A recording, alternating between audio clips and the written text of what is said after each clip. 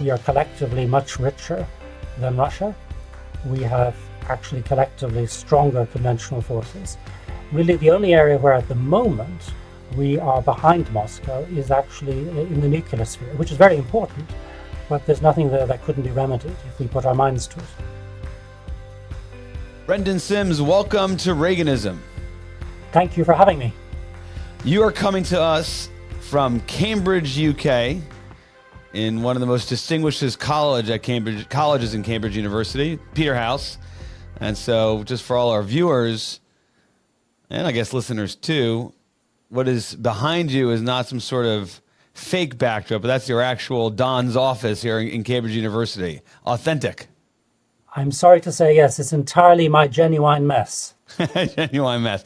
Well, out of that mess, you seem to be producing a whole lot, just an amazing amount of articles and pieces and books that come out of that office. The one I have is a tome on the biography of Hitler, which will take some time to get through. And I think since you published that book, 2019 or so, a few more books have come out under your name. Pretty remarkable. But today, we wanted to have you on the show, not for a book you've written, although more than happy to get into some of the arguments and sort of things you found in your research that are relevant to the conversation, but it's because of an essay you wrote in the Wall Street Journal not too long ago entitled "Don't Write Off Europe Just Yet." Very timely piece, and it addresses what is safe to say a deep level of skepticism running through the Trump administration and more broadly, conservative thinking in the United States. And you, I think I'll say this, knowing you, full disclosure here, I was a student of yours when I completed a master's in Cambridge University. Memorable for me, perhaps not so much for you, but you're someone who I recall being sort of conservative, small c in your outlook, approach to studying history. Individuals drive history, focus on statesmen and the like. But I think that small c conservative outlook makes you, in some respects, the perfect person to make the case in the pages of the Wall Street Journal and elsewhere why Europe should matter to the United States and perhaps the free world at large. So that's a long way of introducing the topic. And perhaps you could begin, Brendan, by explaining why you wanted to write this piece. Well, it was penned at a moment at the start of the year when Europe was in absolute uproar, following on the speech by Vice President Vance at the Munich Security Conference, the moves by the Trump administration to reach out to Russia and appearing to sideline Ukraine and Europe in general. So that was the context, but it was also a time when Europeans were getting a strong signal from Washington, for reasons that you've alluded to, that it really needed to look to its own defense, make a much more substantial contribution than it was making, which was a perfectly legitimate request. And so I was writing against that background and making the argument that Europe does have the capacity to deliver in that respect. We are collectively much richer than Russia. We have actually collectively stronger conventional forces. Really, the only area where at the moment we are behind Moscow is actually in the nuclear sphere, which is very important, but there's nothing there that couldn't be remedied if we put our minds to it. Yeah, that's a great point. And you were looking at this, addressing this through the security lens, because, of course, that's what was animating the discussion, which you reacted to at the Munich Security Conference. Perhaps we'll talk in a moment about Vice President Vance's recent interview at a Munich Security Conference convening here in Washington recently. But from an historical standpoint, a lot of people say, hey, we're perhaps in another Cold War with China, and it's far more formidable for the United States, the West, the free world, given everything that China brings to the table. But when you think about Russia and what you just said, Brendan, that at least from a conventional arms standpoint, the advantage resides with Europe collectively. That is dramatically different than it was, of course, during the Cold War. Frankly, till the end of the Cold War, right? Yes, I think that it's certainly the case that the Soviet Union had a preponderance in all the categories of conventional weaponry. I'm not totally persuaded that the rest of Europe, even without the United States, wouldn't have been a match for the Soviet Union even then. But we're talking about today, and today it is absolutely clear that collectively, Western Europe, if you add up all the defense budgets, if you add up the available aircraft, and also the quality of the equipment, we can see that we are certainly capable of defending ourselves. Now, part of what's going on in conservative circles, and I think the point of view the vice president was articulating in Munich and has continued to do so as we move into the fourth month of the Trump administration, is it's not simply just a statement about hard power. The skepticism, the concern expressed by the vice president, I think runs deeper than that, and it has to do with a sense of the values of Europe and general alignment between what the Trump administration believes is within the interests of the United States and what European democracies are prioritizing. And I think that is animating perhaps what the vice president is thinking and saying, perhaps as much as, if not more, Brendan, than the actual hard power, military balance sort of questions. That was certainly in the room at Munich. There's a kind of an irony here, a paradox almost. I mean, we heard the president himself in the Middle East very recently saying that he was going to the Middle East and not preaching the values of democracy like the neoconservatives had. Yet at the same time, his vice president comes to Europe and does preach what the Europeans should be doing. And actually, he had a point on a number of accounts. There certainly are issues around the way in which mainland Europe deals with political difference.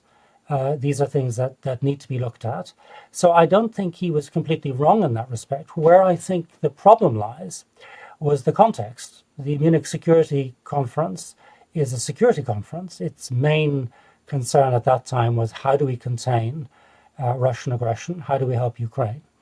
And while the vice president did say at the beginning, we're all basically on the same side, that tended to go under. And what the Europeans took away from what he said was that they were no longer worth defending.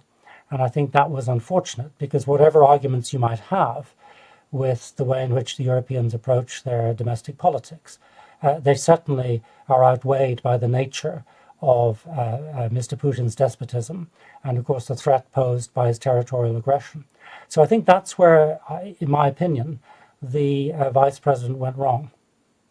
Yeah, it's actually played out not just publicly in the Munich Security Conference, but what now is famously known as Signalgate, which, of course, are the text exchanges between members of President Trump's cabinet regarding the U.S. use of force against the Houthis to counter the Houthi attacks and interference with U.S. and global shipping in the Red Sea.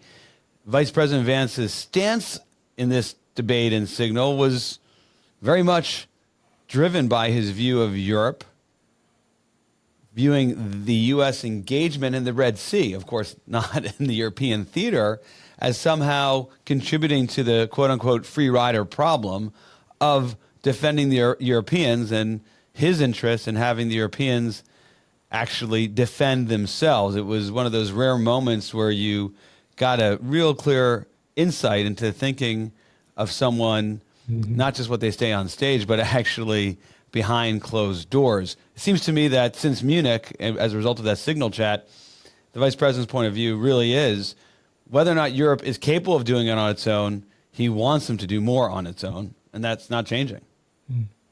Yes, and I think that that is a legitimate demand. And I think that from the European point of view, there's nothing more calculated to encourage the Americans to stay connected to us than actually delivering more on our side. So again, I have no problem with the sentiment and the demand. Where I was anxious was a lot of the accompanying mood music, which seemed to suggest that actually Russia was not a threat, or at least not the primary threat. And that seemed to me to get everything out of proportion. Russia is not a threat. And there are some corridors in Washington, D.C., in the executive branch, some as well in the legislative branch. Tucker Carlson, outside of those branches, but still highly influential, want us to think that Russia is not the threat. You have many areas of expertise. Scholarship covers so much in the area of European history. But give us a snapshot here for our viewers and listeners, Brendan. Whether it's looking at the Second World War, I referenced earlier your biography of Hitler, whether it's an analysis of Cold War history, what happens when authoritarians go ahead and engage in military buildups, create wartime economies, and start addressing their appetite for expansion on the European continent? Why is this something we in 2025 perhaps should be seized of the history on the European continent? Well, Roger, I'm afraid bad things happen because if Europe is a military vacuum, if it doesn't enjoy US support, then it attracts aggressors. Those aggressors tend to cause a disturbance into which the United States is inevitably drawn. So the United States stayed out of the First World War, which was basically about containing the German Empire. It stayed out for 3 years, then it came in 1917. It stayed out famously of the Second World War for 2 years, which was about containing Adolf Hitler. And then indeed Adolf Hitler declared war on the United States in December 1941, something I covered in a book with Charlie Lederman called Hitler's American Gamble. And then, of course, we have the Cold War, where the Soviet Union threatened Europe, but also supported others attacking Western interests in Korea and Vietnam. So wherever there is a threat to Europe, there is also a threat to US interests. Now, I take the argument which you alluded to earlier on, that the main threat to the United States today is the People's Republic of China. And actually, I agree with that. Nevertheless, we need to be clear that the Russian Federation is an ally of the PRC.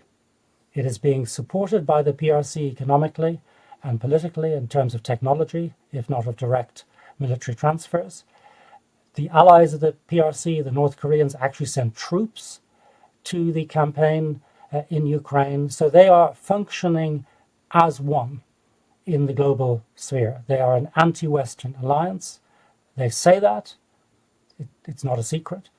And therefore, by containing Putin, we are also containing Xi. And if you want to see that principle in action, you just have to look at Japan and South Korea, particularly Japan. As Prime Minister Kishida, the former Prime Minister Kishida, said in 2022, immediately after the full-scale invasion of Ukraine, he said, Europe today could be East Asia tomorrow. So the failure of the United States, if it were to come to that, to support the defense of Europe would be interpreted also by allies in East Asia as a retreat from containment worldwide.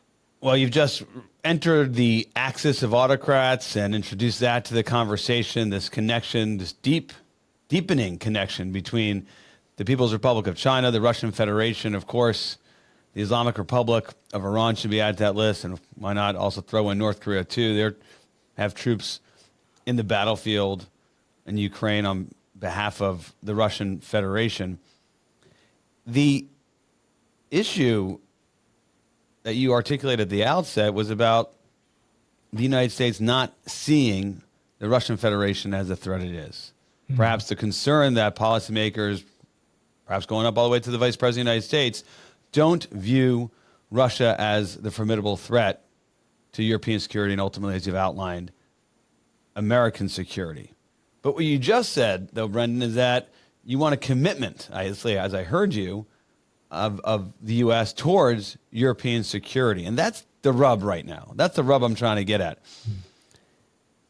One of the things on the table here right now in the U.S., the Trump administration is deliberating on this question is whether or not we should maintain force presence in Europe, on the continent, most of which is in Germany. We had the Sakier, the Supreme Allied Commander of Europe, who also is dual-hatted as the commander of European Command, testify recently before the U.S. Congress, really going deep on the threat Russia poses and how U.S. presence contributes to deterrence. Would you be concerned, should we be concerned, if U.S. forward presence in Europe goes down substantially or is removed entirely, either sent back to the United States, made a kind of sort of a rotational force, or some would advocate in the Trump administration, moved to the Indo-Pacific theater? Is that the metric? Is that the thing we should be looking at, Brendan? Well, maintaining a strong position in Europe is still important, particularly in Germany, which is the logistical hub for operations in Europe, but also operations in the Middle East. So for the United States, maintaining the presence in Europe isn't just about Europe. That's really my point. It's about really that whole spectrum radiating out from Europe. So that is actually US interest as much as it is a narrowly European interest. I don't disagree with the idea that there could be some US force reductions keeping step with the increase in European capacity. But I think whatever is done needs to be done in an orderly fashion, in a concerted fashion, and not in the kind of disorderly fashion, which seems to be, the sort of mood of the day at the orderly moment. Fashion, Brendan. You are a historian here, and certainly recent U.S. history suggests foreign policy movements are anything but orderly. Biden's withdrawal from Afghanistan is one that conservatives point to. Certainly the way that President Trump operated in his first administration, elements in this administration, tariff policy being the top example, is anything but orderly, is what we probably will expect. I mean, it's impulse driven in many ways. Yes, well, that is my fear. And any such disorderly process of withdrawal has people eyeing the exits. And my political anxiety here is that not all forces, particularly in mainland Europe, are equally committed to the containment of the PRC. And so as the United States draws down, so there's less incentive for those forces to maintain a common front against China. We already saw that in recent times, some European political leaders saying, well, in that case, we should get closer to China. So, interesting. I mean, I don't think the U.S. policy towards the PRC, in terms of its first line of effort, perhaps even a second line of effort, maybe its third line of effort would contemplate the participation of Europe from a purely hard power standpoint. I think the mindset. I'm talking about the economics. I mean, in order to maintain a strong economic policy towards the PRC, particularly to pursue whether it's decoupling or even a more limited form of de-risking, none of that really works unless you have the Europeans on side. Now, that's fair. I mean, from an economic standpoint, to apply the pressures on the PRC, we are better off doing that in concert, in lockstep with Europe, the United Kingdom, plus the EU. President Trump last week, at the time of this recording, it's been about a week, when he was giving his foreign policy speech in Riyadh in the Kingdom of Saudi Arabia, outlined his really foreign policy that I think should be referred to as the Trump Doctrine. Defined U.S. interests in three things: stability, prosperity, and peace.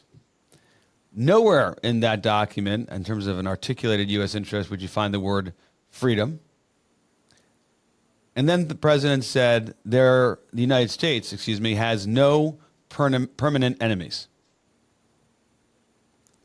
Not the first to articulate this, but perhaps saying this in Riyadh in the context of a Russian invasion of Ukraine, Iranian aggression, and then, of course, what the PRC is doing to Taiwan, surprising, unsettling to some, certainly those countries, Ukraine, Taiwan, and perhaps Israel, too.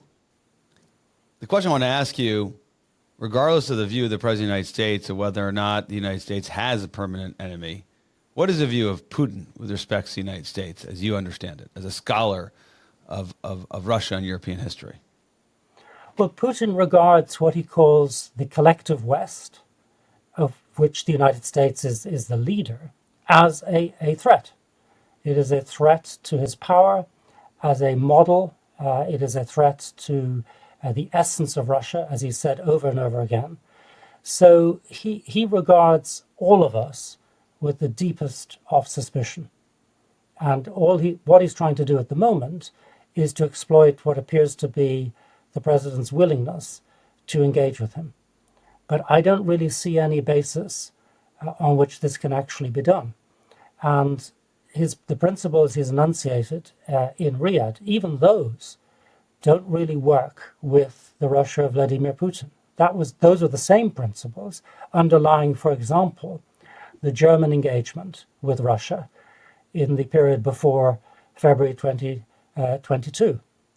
That's what underlay, for example, the economic connection through energy, through the Nord Stream. It was, in fact, the first Trump administration which pointed out this dependency on Russia and criticized it. So in some ways, Trump 2 is a disimprovement on Trump 1.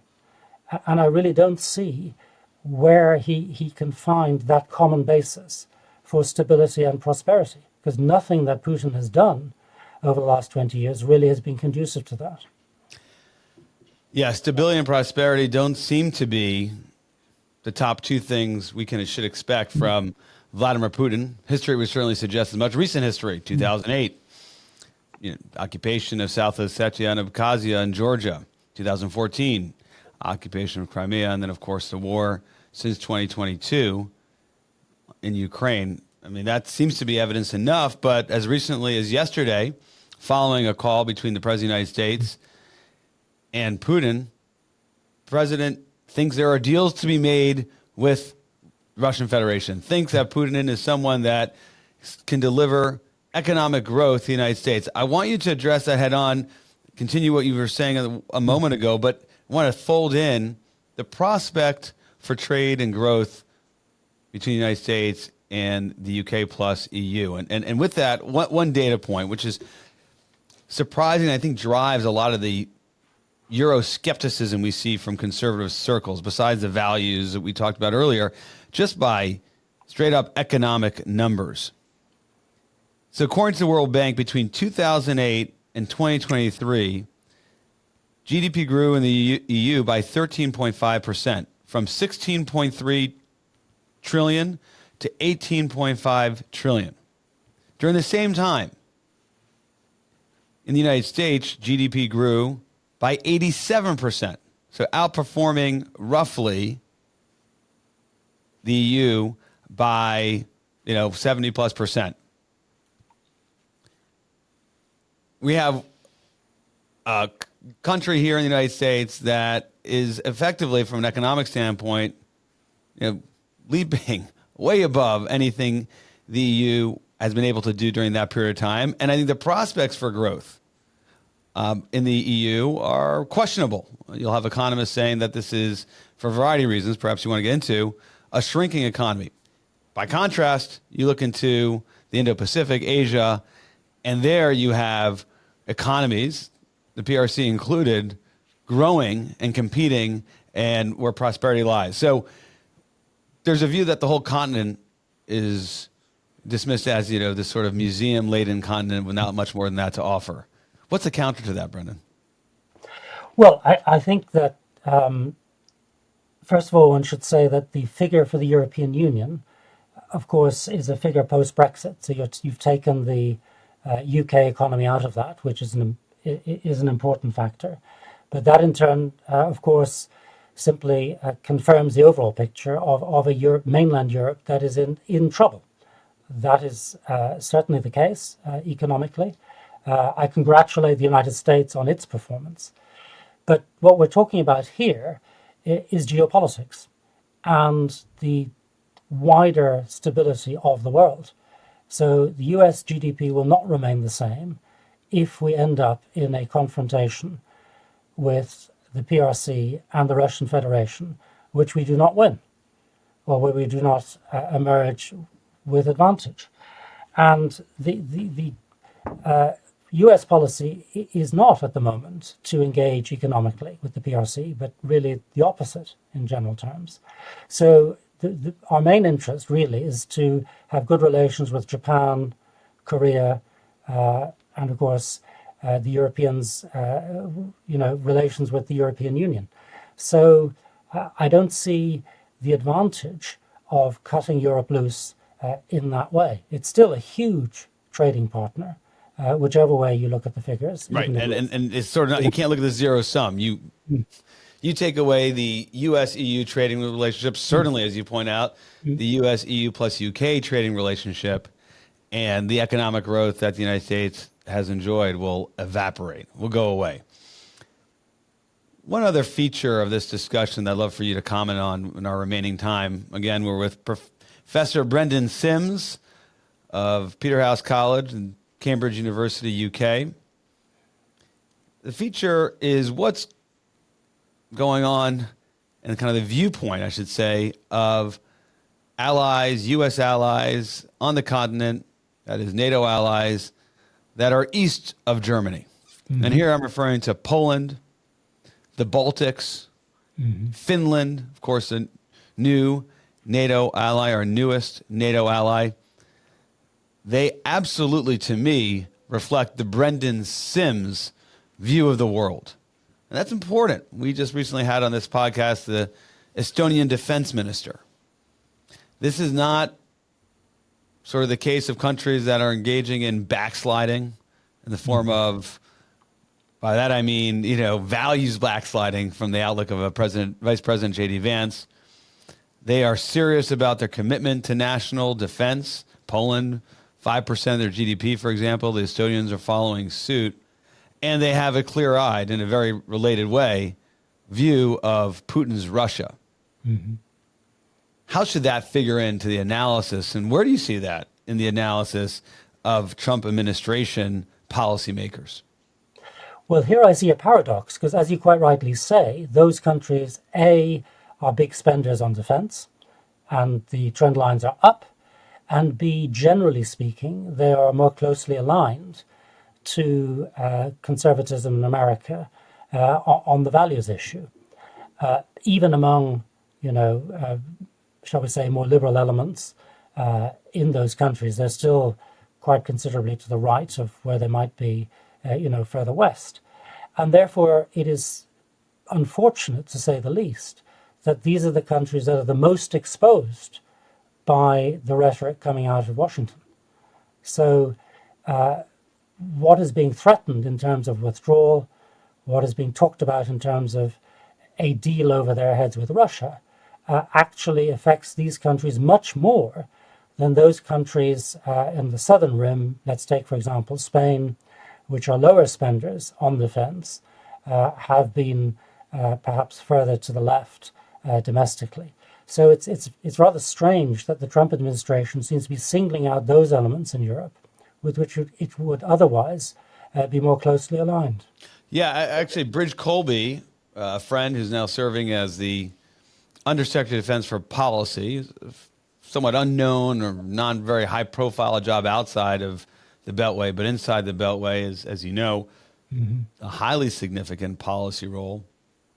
Met with his counterparts in Poland soon after being confirmed by U.S. Senate and entering the Pentagon, and referred in a public posting to Poland as a model ally. So we are indeed seeing some of that. But I agree with your characterization overall.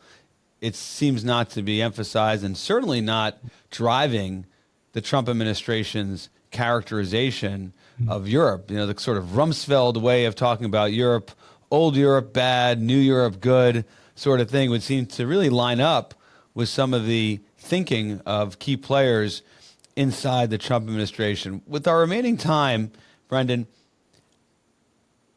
I'd love for you to comment on the place of freedom in all of this. Of course, the values side of diplomacy and the relationship between the United States and Europe has for decades been sort of the animating element of the relationship. And the common approach and value of freedom to democracy is not going to be emphasized in this administration. What do we lose historically by underemphasizing that? Or maybe we don't lose anything at all. How does that play into this? Well, I think it's a huge part historically of the American brand, freedom. It's a phrase that I don't need to tell you that resonates across. You're in a safe place for saying that here at the Reagan Institute. We embrace that. So yes, I was hoping you would see it that way. So I know I'm preaching to the converted. So if you abandon freedom as a value, as an aspiration, you're losing a large part of what, in my opinion, although it's not my place to tell Americans who they are, what they should be, but historically, certainly, freedom is a large part of American identity, and that will be lost. And I think the emphasis on freedom rather than prosperity is very important, because what marks us out, I think, as Westerners is not that we're more prosperous. You could be better off in the PRC. It's that we are free, and they are not. And that is why I do not want to live in the PRC, even if they doubled my salary or trebled it. So restoring freedom to its place in American foreign policy would seem to me a very desirable thing. And I think that's the animating concern for very relevant historical reasons that you have the Baltics and those from Poland emphasizing this and investing so much in their security, because they realize what Putin seeks to do and what it will mean for their society. They've been there before. They've been occupied before. They have lost their freedom. And it's often those, particularly those with have a recent memory of it, that fight hardest for it. And that takes us to Ukraine. Isn't that what's at stake? That is exactly what is at stake. And as you say, Roger, the Poles, the Balts, other Eastern Europeans fought for their freedom. They went out on the street, many of them throughout the 1980s, an awful lot of them in 1989 itself. I remember those transformations. They were absolutely remarkable. And what we've seen today, or at least from February 2022, is the absolutely astonishing spectacle of people defending their freedom in Ukraine, prepared to die for their freedom, prepared to make that investment. So it is not as if the Ukrainians are demanding to be protected for free. They are paying every day the blood price for their own liberty. And what they're asking for is the equipment to do that. You know, as Winston Churchill famously said during the Second World War, at the time of Lend-Lease, give us the tools and we'll finish the job. I would say all of us, not just the Americans, but the Europeans as well, we need to give the Ukrainians the tools they need to finish this job. We're going to wrap up here, but before we do, you've just quoted Winston Churchill. That should be good enough, but we'll ask you to share a favorite Reagan book, speech, quote. You give us all three, two, or just one. I'm excited for what you have to offer here, Brendan. Well, my favorite quote, I was just going to offer the quote, is from that legendary moment where he encounters Walter Mondale in 1984. And the question of his age and qualification is in the air. And he says, and you will know this well, he says, I quote, "I want you to know also that I will not make age an issue in this campaign. I'm not going to exploit for political purposes my opponent's youth and inexperience." That was a fantastic way to use humor, somewhat subversive and politically effective, elevating and at the same time winning. We could use a little bit more of that these days. We could do with that, absolutely. Brendan Sims, thank you so much for being on the show. We hope to have you back, and grateful for all that you produce out of that amazing office behind you. Thank you very much.